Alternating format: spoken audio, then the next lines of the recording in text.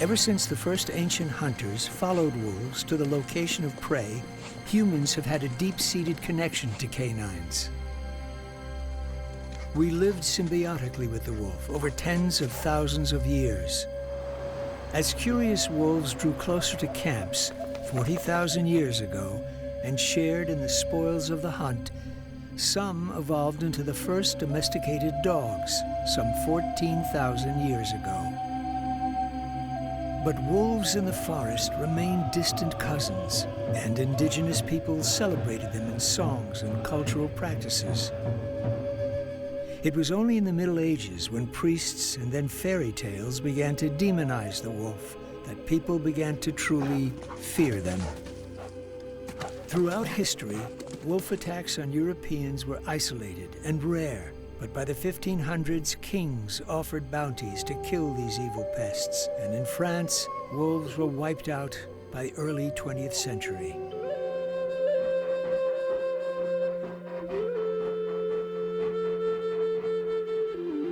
Today in Southern California, a remarkable sanctuary celebrates the wolf and uses the ancient connection we have with them to heal young and old.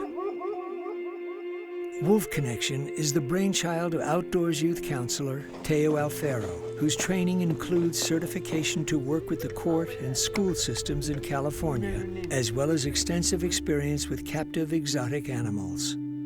Other specialists include Teo's wife, Rene Alfero, a certified animal trainer, veterinary technician, and exotic animal handler who's worked with wolves for 13 years. Dr. Amanda Beer, a counseling psychologist specializing in group intervention with a focus on psychological trauma and healing. And Misha Thomas, who has a master's in counseling psychology and is a trained family therapist. So we are now at Wolf Connection, which is a charity about an hour north of Los Angeles, grandfathered into the National Forest, 165 acres of beautiful land, mountains, as you can see in my background. The Wolf Connection is a dual-purpose organization. We rescue wolves and wolf dogs, and we also rehabilitate those wolves and wolf dogs to become ambassadors with kids, with youth. Some of the youth come from really under-resourced background, like whether it's their family or the environment they live in, they're not getting a lot of support. They're in foster care because they have a rough home life, because they're really just not getting all their needs met as a young person. So what we are going to do is each handler is going to every wolf's a little different for what they are comfortable with, but generally you're going to approach the wolf, and each one of us, staff members, will kind of help you.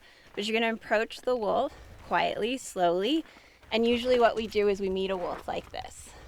So give our side, right? Could you imagine why side instead of, like, what's this like if I'm... They won't feel attacked. Don't feel attacked. Yeah. I proposed to prove a theory. They think that we have a memory of our connection with wolf in our DNA. When the kids get in touch with the wolves, that ancestral genetic memory gets activated, and that memory resides underneath socially learned behavior, meaning all the hurt and pain and all the close down and all the conditioning that they learn in their life, it lives up here. The primal connection with wolves is down here at the level of us as mammals. I related to Luna's story because she was moved around a lot, and so like in my childhood I was also moved around a lot, so I never got to settle down. So also when she came to the school, she was keeping the bigger wolf like in check and like maintained, so that made me really like drawn to her. A lot of young people come to us because they're having trouble finding a pack. They don't know where they fit in, or maybe they were with a group that they found out was bad for them. But part of them knows that they want to belong and they want to connect. So it's almost like a factory reset. And then from there, you can start planting all kinds of seeds because the kids are open to listen, open to try new things, to take risks, to go for their dreams, to have new dreams.